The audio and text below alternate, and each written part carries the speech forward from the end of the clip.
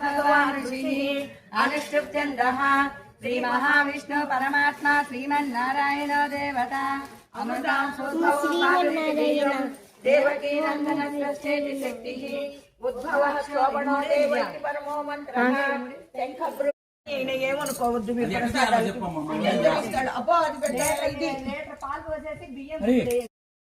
ఎక్కడైనా కూర్చుంటాం. గుడ్ కాదమ్మా నువ్వు ఈరోజు.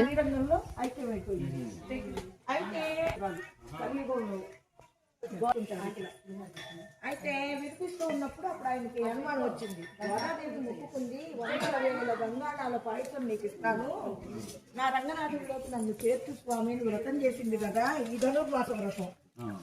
మరి అసలు దాన్ని తీర్చిందా లేక శ్రీరంగంలో అడుగుతారు, శ్రీరంగంలో మొక్కుబడి చెల్లించాల, ఉల్లిపుత్తూరు వెళ్తారు ఆవిడ పుట్టిన ఊరికి. ఈ అలగనాథ స్వామి దగ్గరికి వెళ్తారు.